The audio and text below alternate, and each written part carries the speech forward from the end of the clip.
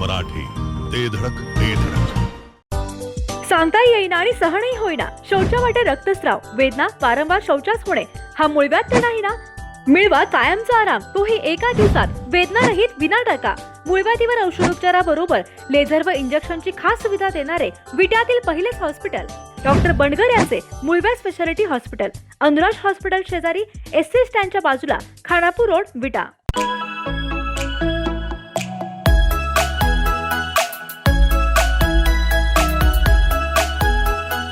चौदा राज्यातून नाविन्यपूर्ण तसेच युनिक वस्तूंचे कलेक्शन आणि घरगुती सजावटीचे पश्चिम महाराष्ट्रातील सर्वात मोठे दालन म्हणजे विट्यातील ॲरोमेनिया आर्ट गॅलरी. विविध व्हरायटी मधील सजावटीच्या साहित्यावर खास डिस्काउंट ऑफर. त्वरा करा, ॲरोमेनिया आर्ट गॅलरी, जय मल्टीपर्पज हॉल शेजारी, मायनी रोड, विटा. संपर्क आपल्या स्क्रीनवर. विटा पालिकेच्या ऐतिहासिक विजयाचा आनंद माझ्यासाठी आमदारकीपेक्षाही मोठा आहे.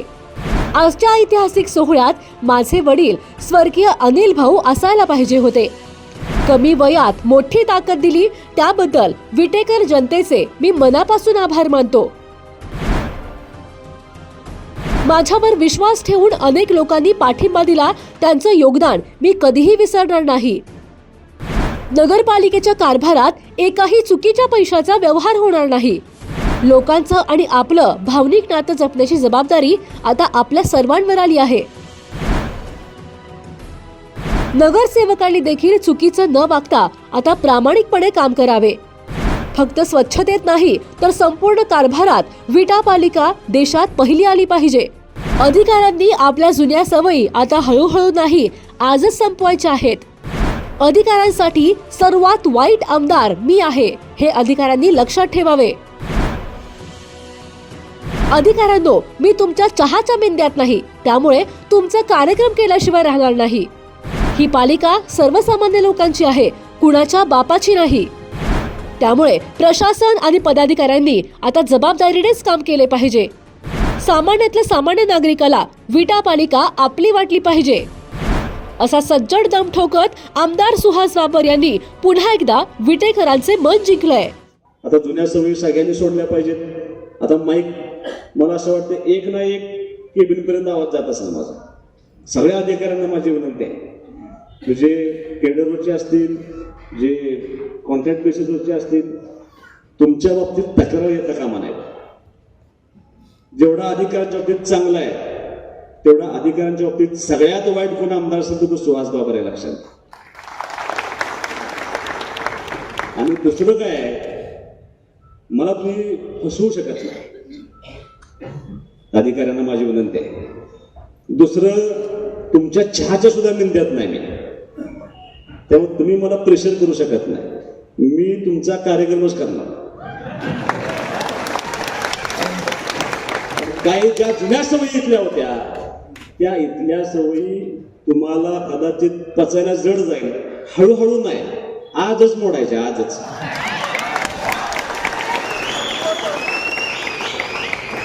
कोणाचं मांडलिक होतं घेऊन तुम्ही, तुम्हाला पगार जो मिळतोय ना तो तुम्हाला शासनाचा पगार मिळतोय आणि या विद्यार्थ्यातल्या तमाम लोकांची सेवा करायला तुम्हाला पगार मिळतोय. कुणाच्या एका कुटुंबाची सेवा करायला तुम्हाला पगार मिळत नाही.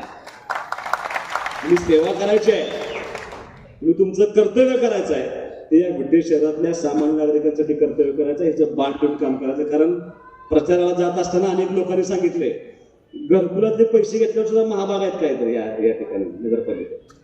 इथंपर्यंत ठीक होतं, शौचालयाचे पैसे पण घेतले. आता ह्याच्यापेक्षा खाली उतरू नका आणि ते चालणार नाही.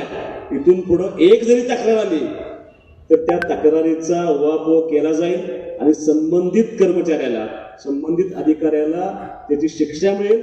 ती शिक्षा मिळू नये, तुमचं काम आहे त्या ठिकाणी काम करणं. आणि जर आत्ताच प्रेशर वाटत असेल तर मला सांगा, 16 तारखेला आचारसंहिता संपली महापालिकेची, तुमच्या इच्छेनुसार, सोयीनुसार तुम्हाला त्या ठिकाणी पोच केलेलं आहे.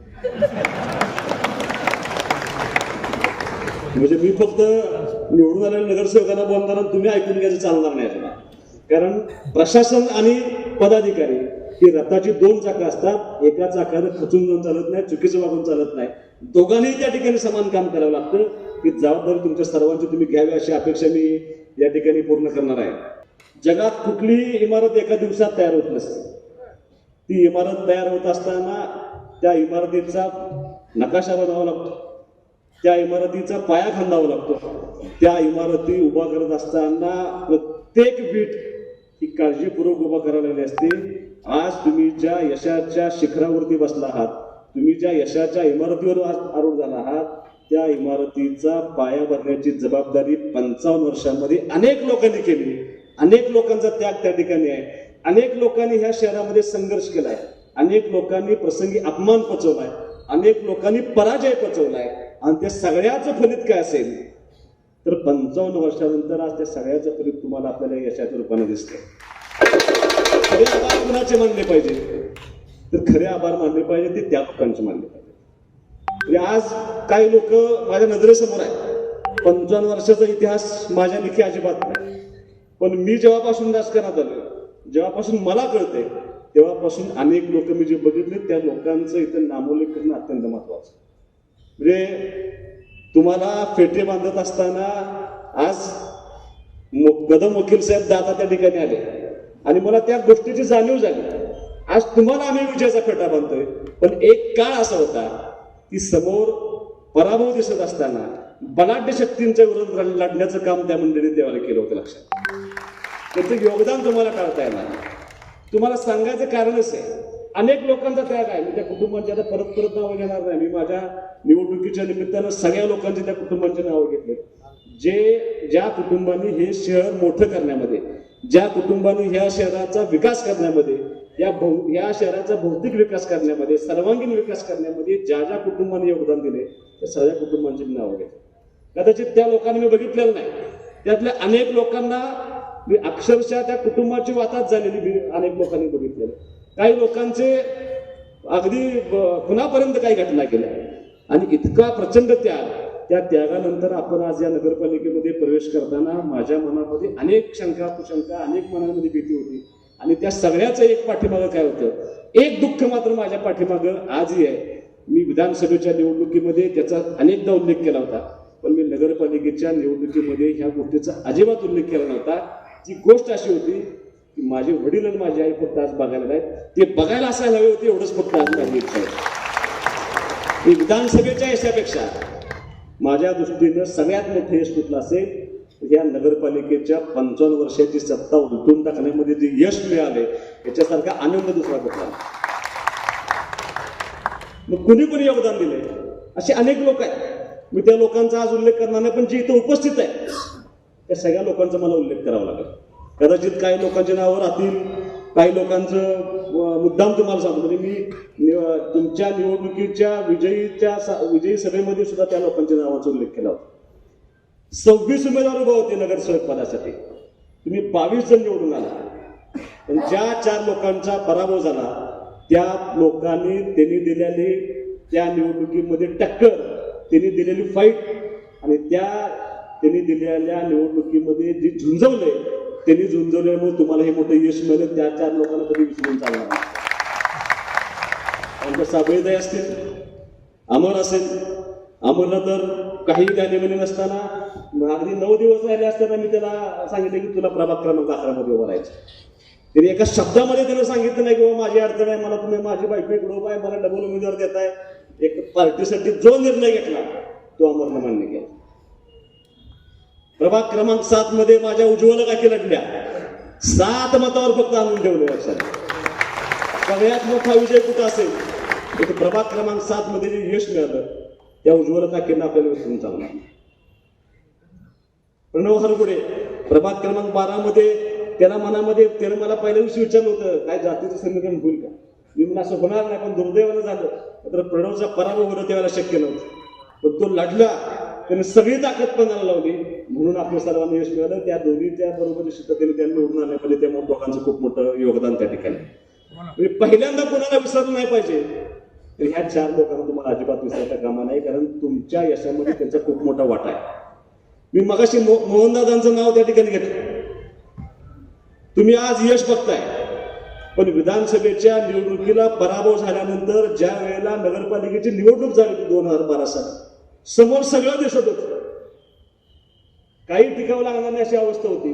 पण त्यावेळेला सुद्धा दादा लढणार आहे एवढ्या एका ह्याच्यावरती त्यावेळेला आमची सविताजी लढली, आमचा राजू भाया जाधव लढला, आमचा समीर कदम लढला, आमचा अमोल मंडले लढला. ही सगळी मंडळी यांचं योगदान आज त्यांनी एका शब्दानं मला उमेदवारी मागितली नाही. त्यांनी सांगितलं तुम्ही जो निर्णय घ्या तो आम्हाला मान्य आहे. काही उमेदवार थांबले, बॉबी आमचा अविनाश थांबला, शरद गायकवाड आमचा थांबला.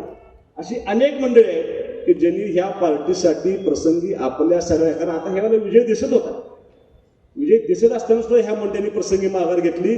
आणि या सगळ्या मंडळींचं योगदान तुम्हाला, अतुल कदम आमचा थांबला, या सगळ्या मंडळींचं योगदान तुम्हाला विसरता येणार नाही. विधानसभेच्या निवडणुकीला 1 वर्ष होऊन गेला. त्या विधानसभेच्या निवडणुकीला अनिल भाऊंच्या पश्चात, एखाद्या नेतृत्वाच्या पश्चात माझ्यावरती विश्वास ठेवून या शहरातल्या अनेक लोकांनी आपल्याला मदत करण्याची भूमिका घेतली. विलास बापूंसारखा माणूस, जो माणूस ती पार्टी उभा करण्यामध्ये 40-50 वर्ष ज्या माणसाने खर्च केली, त्या माणसाने कसल्याही अपेक्षेशिवाय सुहास बाबरवरती त्याच्या पार्टीवरती विश्वास ठेवून तिने आपल्याला पाठिंबा दिला. त्यांचं आपण योगदान कधी विसरता कामा नये. मग विशाल तळेकर आले असतील, अनेक लोक आता त्यावेळेला महेशजी बालचंद्रबाई तुमचे काही नाव घेणार तुम्ही माझी लहानपणापासून बालचंद्रबाई फक्त शरीरालाच तिकडं होता, पुढे गेला, त्यामुळे बाकी कुणांची नावं घेणार नाही. पण अशा अनेक लोकांचं योगदान हे आपल्याला नगरपालिकेच्या पदभार स्वीकारताना आपल्याला प्रत्येक गोष्टीची जाणीव असली पाहिजे. त्याला कारण आहे, ज्या वेळेला नगरपालिकेच्या निवडणुकीचा निकाल लागत होता, प्रत्येक फेरी ज्या वेळेला चालू होती, तुम्हाला कदाचित माहित नसेल पण मी मारुतीरायाच्या मंदिरात बसलो होतो निकाल ऐकायला. आणि काही आता आत मोबाईल नव्हते, विधानसभेच्या निवडणुकीला निकालाबाबतीत एवढी सुद्धा शंका नव्हती, त्यामुळे मनात अजिबात भीती नव्हती. पण ह्या निवडणुकीला इतकं प्रचंड प्रेशर होतं बापू. आणि जशी जशी पहिली फेरी झाली, मला पहिल्या फेरीला फोन आला की 732 मतच मी नगराध्यक्षपदाची मिळाले, सगळे नगरसेवक पुढे. ज्या वेळेला एक एक फेऱ्या होत होत्या, अपेक्षित नसताना प्रभाग क्रमांक 3चा निकाल पाहायला लागला. सगळी म्हणायची बाकी सगळं जमल पण 3चं काय जमत नाही. म्हणलं 3चं जर जमलं तर सुपडा साप होणार. आणि पहिला निकाल कुठला लागला तर प्रभाग क्रमांक 3चा निकाल लागला. पंत काका, मी विजयी सभेमध्ये नाथबाबाच्या मंदिरामध्ये छोटेखानी भाषण केलं होतं. ते भाषण फार जणांनी ऐकलं नाही आणि ते भाषण मला वाटतं सोशल मीडियावर पण आलं नव्हतं. पण खूप कमी लोकांना माहिती आहे की मी त्या भाषणाच्या वेळेला माझ्या मनामध्ये ज्या घटना घडल्या होत्या त्या घटना मात्र तुम्हाला मी सांगणार. निकालाच्या आदल्या दिवशी मी रेवण सिद्धाला पाया पडायला गेलो होतो आणि मी तिथे गेलो संध्याकाळी 7:30-8 वाजले असेल आणि मला भाग्यश्री दैत्य भेटल्या, भाग्यश्री तळेकर, आणि त्यांनी मास्क लावला होता. मी त्यांना म्हणलं ताई नमस्कार. त्यांना असं विशेष वाटलं की मी त्यांना ओळखलं. मी आज जाताना त्या मंदिरासमोर गेले आणि नतमस्तक होऊन पाया पडले. तोपर्यंत मनामध्ये मला भीती नव्हती, पण त्यात पाया पडल्या आणि त्या निघून गेल्या. मला मात्र देवसिद्धाच्या पुढं मी थोडासा हतबल झालो. म्हणून मी अनेक निवडणुका यश अपयश बघितले. स्वतःचं अपयश आलं तरी अंगावरती तर त्याचं वाईट वाटत नाही, ते आपल्याला सोसायचं असतं. पण नगरपालिकेच्या निवडणुकीमध्ये गेल्या 3 निवडणुकीमध्ये अशी अनेक कुटुंब आहेत की ज्या कुटुंबातल्या महिला आमच्या फक्त सांगण्यावरती की पार्टी टिकली पाहिजे या हेतून पराभव माहीत असताना सुद्धा त्या महिला त्या ठिकाणी उभं राहिल्या. आमच्या रामअण्णांच्या मंडळी तर म्हणजे आता मला असं वाटायचं की आता काय होतंय पंतकाचा, म्हणजे मला पुरुषांचं टेन्शन नाही. मी नगरपालिकेच्या निवडणुकीच्या प्रचाराच्या निमित्तानं पण सांगत होते की मला पुरुषांची काळजी नाही, मला महिलांची काळजी नाही. मी नाथबाबाला एवढंच सांगितलंय, बाबा मला आता माझे वडील असते तर कदाचित एखादं ओझं पेलणं माझ्यासाठी सोपं झालं असतं, पण माझ्या वडिलांच्या पश्चात तुला एवढंच मागणं आहे की आता हा वाईटपणा काय माझ्या खांद्यावरती देऊ नको. ही अनेक कुटुंब आपण पणाला लावून ही सगळी उभा केलेत, त्या लोकांना यश दे, कारण हे पेरण्यासारखं मला नाही, आयुष्यभराचा बट्टा मला काय लावून घ्यायचं नाही. इतक्या म्हणजे रामअण्णांची मला किती निवडणुका दिवस, 3री-4थी निवडणूक, म्हणजे मला इतकं प्रेशर असायचं आम्ही गमतीनं म्हणायचो, राम मला सांगायचे की कुठल्याही निवडणुका आल्या एक विशिष्ट प्रकारचे प्रयोग व्हायचे आमच्यावर, त्याच्यावर बापू कोण भाषणात बोलत नाही, मग ते आमच्या घरापुढे आणून काहीतरी टाकायचं, उमेदवाराच्या पुढे आणून काहीतरी टाकायचं. मग पूर्वी एक देवस्थान होतं बापू, तिथं काय करायचे, ते झाडात खेळायला लावून ठेवायचं, फोटो लावायचा आणि त्याला खेळायला लावून ठेवायचा. कोणतरी गेलो होतं मागच्या निवडणुकीच्या वेळेला आणि तिथनं मला फोन आला, हल्ला म्हणलं पहिला खेळ रामानाच्या डोक्यात आहे म्हणजे.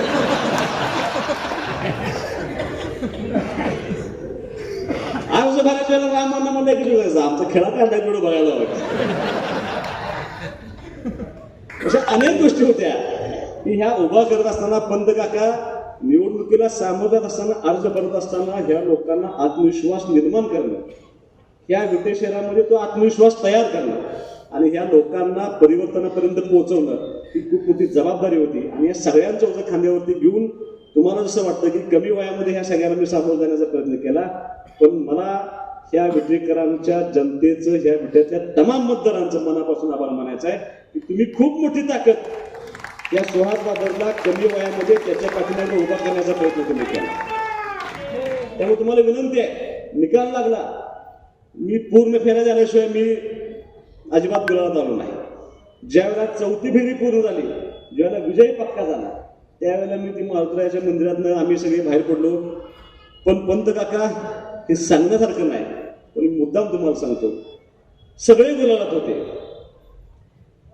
पण उज्ज्वला काकींचं रोहित, अमर आणि प्रणव ही 3 माणसं माझ्या बरोबर आल्यानंतर पण मी गुलाबात गेलो नव्हतो, कारण त्या ठिकाणी त्यांचं योगदान होतं.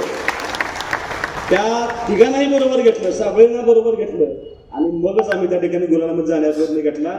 पहिला आमदार असेल ज्या, म्हणजे मी अमोलदादाला खांद्यावर गेलं म्हणजे बट नॅचरल आहे, पण पहिला आमदार असेल की अमर शितोळे माझा मित्र पण आहे आणि माझा कार्यकर्ता पण आहे. तो आल्या त्याला खांद्यावर घेऊन नाचलेला पहिला आमदार मी आहे, लक्षात घेतो. कारण त्यांचं सगळ्यांचं योगदान, त्यांचं सगळ्यांचं त्या निघालो होतो त्यावेळेला कदाचित तुम्ही सर्वांनी गुलालामध्ये तुम्हाला चेहरे ओळखले नसतील. तुम्हाला लोक पेढे भरवत होते, तुम्हाला लोक ओळखत होती, तुम्हाला लोक हार घालत होती, तुम्हाला लोक बुके देत होते, प्रचंड लोक त्या ठिकाणी आनंद साजरा करत होती. पण मी अशी लोक बघितले की जी लोक ह्या ठिकाणी तुम्हाला हार घालत असताना, मान खाली घालून रडताना, त्यांची आनंद अश्रू लपवताना मी काही लोक बघितले. लक्षात तुम्हाला हे सांगायचं कारण हेच आहे की इथून पुढच्या काळामध्ये जेव्हा तुम्ही कारभार करणार आहे, कारभार करत असताना ह्या सगळ्या लोकांच्या बरोबर या जी लोक रडलेत ना तुमच्यासाठी, ज्या लोकांनी आनंदाश्रू ढाळले, जी लोक घाई मोकळून रडलेत ह्या विजयानंतर, त्या लोकांचा मान सन्मान राखण्याची नैतिक जबाबदारी कुणाची असेल ती तुमच्या खांद्यावरती येऊन पडलेली आहे. एवढं सोपं नाही. एवढ्या 55 वर्षाच्या प्रदीर्घ सत्तेला हादरा देऊन आपण बाजूला करणं आणि इथपर्यंत यश मिळवणं, म्हणजे 2 नगरसेवकात म्हणून ज्या पार्टीची चेष्टा केली त्या 2 अजून एक 2 लावला त्या लोकांनी आणि 2चे 22 झाले. इतकं मोठं यश एवढं सोपं नसतं. त्या यशामध्ये अनेक लोकांचा त्याग आहे. तुम्हाला माझी विनंती आहे, कदाचित तुम्ही बघितलं नसेल, अनेक लोक काजल काकींना कोण वहिनी म्हणतं, कोण ताई म्हणतं, मी आत्ताच काजल काकी म्हणतो. त्याला कारण आहे. 2 गोष्टींचा उल्लेख मी या ठिकाणी करणार आहे. तुम्ही मला अशा पोशाखामध्ये कधी बघितलं नसेल. पंतप्रधान हा माझ्या वडिलांचा पोशाख आहे. या प्रसंगी तरी आपला वडील त्यानिमित्तानं कुठंतरी असावा ह्या हेतून मी असले कपडे घातले. आणि दुसरं, तुम्ही माझ्या आईचा चेहरा बघा आणि तुम्ही काजल काकींचा चेहरा बघा.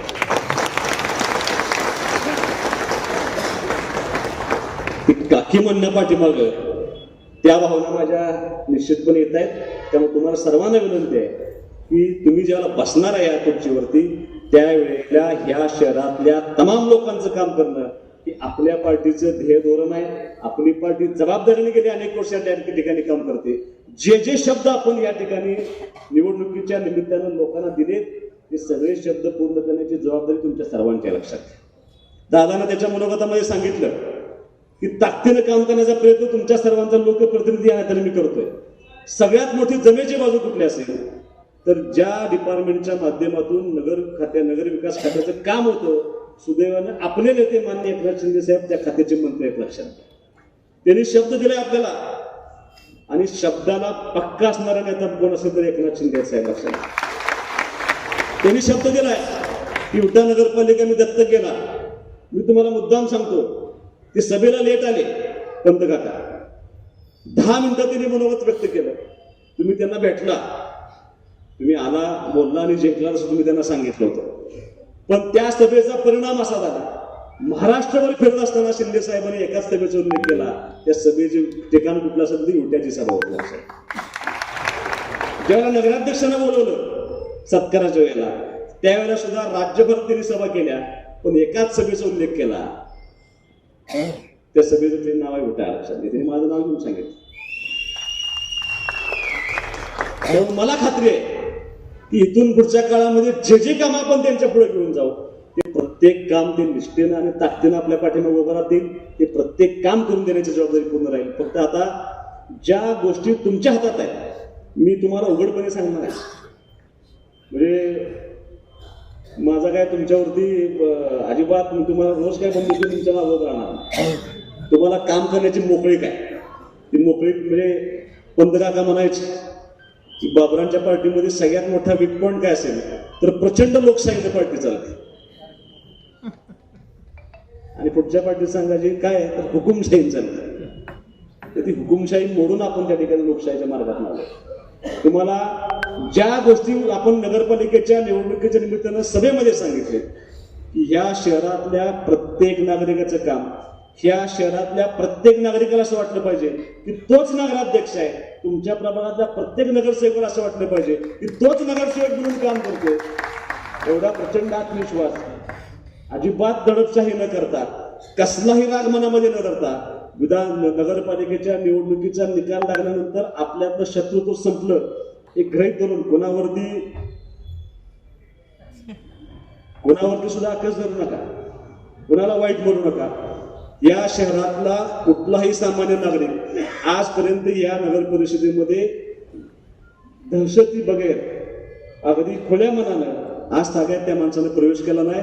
आज ही सगळी मंडळी नगरपालिकेमध्ये आली पाहिजेत, तुमच्यापर्यंत पोहोचली पाहिजेत, त्यांचं काम तुम्ही ऐकलं पाहिजे, त्यांचा मान सन्मान तुम्ही राखला पाहिजे.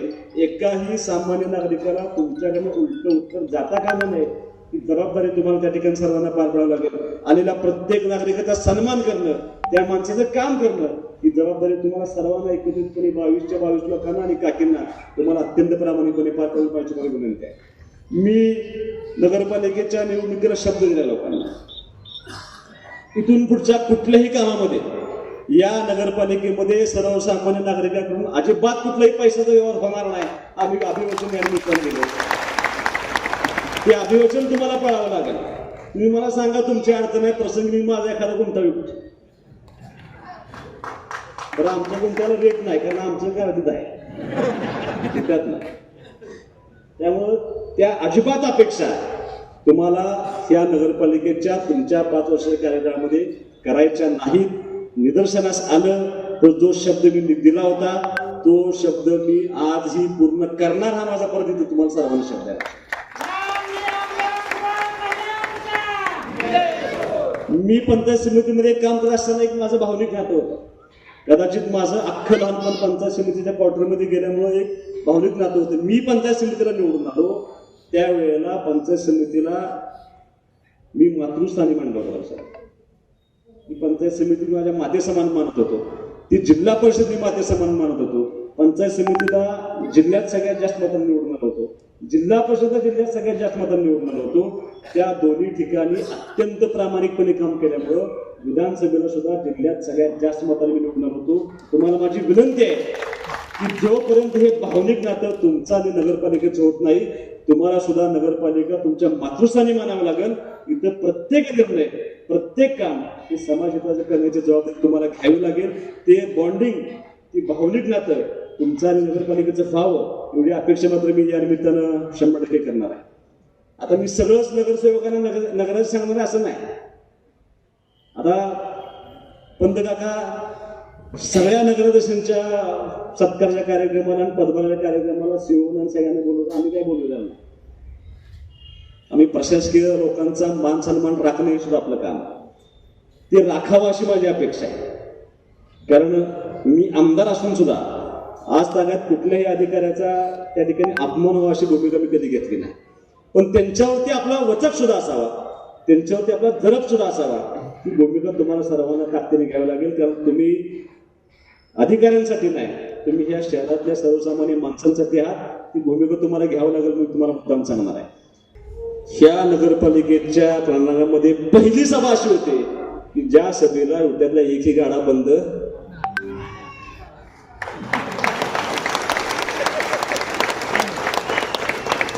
आणि मी तुम्हाला मुद्दाम सांगतो, तुम्ही पदभार स्वीकारण्याआधी सुद्धा मी संबंधित त्या ज्या गाड्यांचं आपल्याला पुनर्वसन करायला लागणार ते सगळ्या लोकांना बोलवून घेतलं होतं आणि त्यांना एका भाषेत सांगितलं, तुम्ही मनामध्ये भीती बाळगू नका, मनामध्ये शंका बाळगू नका की तुम्ही मत दिलं नाही मग आता सुहासबाबा काय म्हणेल. सुहासबाबून चहा पाजलाय त्यांना करा,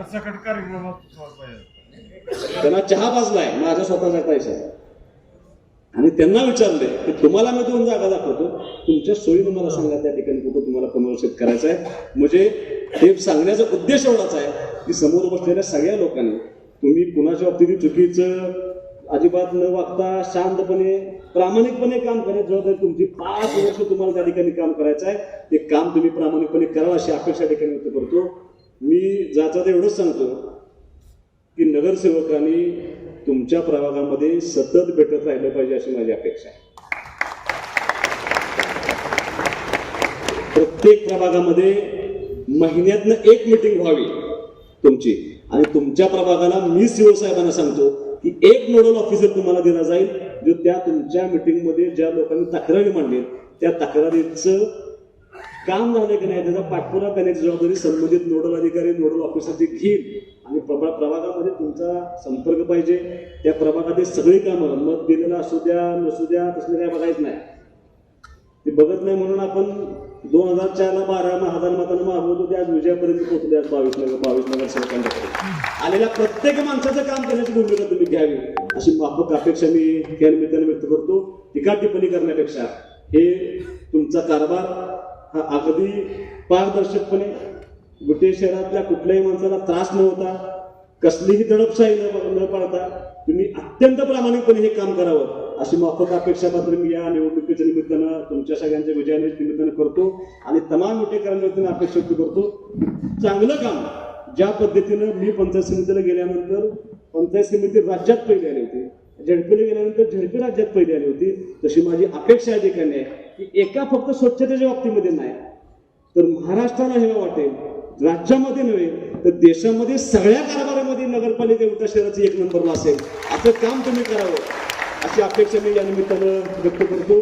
ते काम आमच्या सर्वांच्या म्हणजे विटेकरांच्या माझ्या सगळ्यांच्या अपेक्षा त्या तुमच्यावरती खूप आहेत. त्या अपेक्षांचं ओझं आपल्यावरती प्रचंड आहे. त्या अपेक्षांचं ओझं तुम्ही पूर्ण कराल. बाकी तुम्हाला अत्यंत मनपूर्वक शुभेच्छा.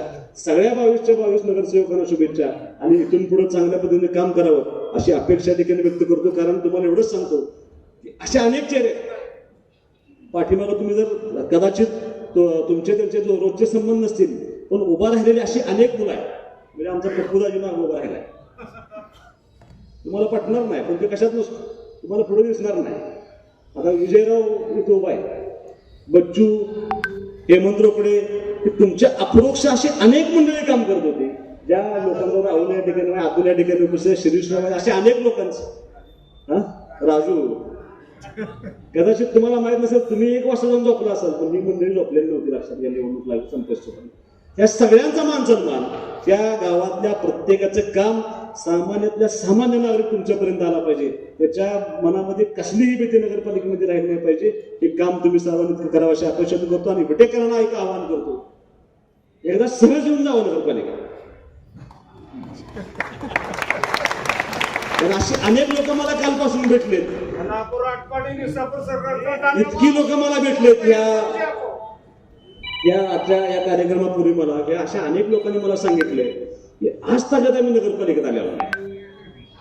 किमान 50% लोक तसे असतील, किमान 50% शहरात. तर माझं तुम्हाला एकदा विनंती आहे की तुम्ही बसाच. शहरातल्या तमाम लोकांनी विनंती आहे, तुमचं काम असू द्या का नसू द्या, या आठवड्यापर्यंत एकदा सगळी फिरून जावा नगरपालिका. सन्मानाने या, ताकदीने या, कारण ही नगरपालिका कुणाच्या बापाची नाही, तुमची नगरपालिका आहे. तुमच्या सर्वांच्या सर्वसामान्य माणसाची नगरपालिका आहे. ही भावना तुमच्यामध्ये येऊ द्या. तुमचं प्रत्येक काम यांच्यापर्यंत पोहोचवा.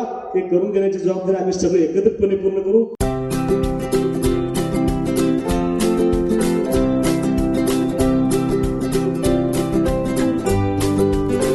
लग्न बस्त्याची खरेदी करायचे आणि आपल्या प्रियजनांना दर्जेदार फर्निचर आणि भांड्यांचा आकर्षक सेट एकदम माफक दरात गिफ्ट द्यायचा आहे, तर आता विट्यातील बालाजी फर्निचर मॉल मध्येच आपली खरेदी करा. बालाजी फर्निचर मॉल, लग्न बस्त्याचे माहेर घर. पत्ता भैरवनाथ मंगल कार्यालय, मायनी रोड, विटा. संपर्क आपल्या स्क्रीनवर. जिओ मराठी, ते धडक ते धडक.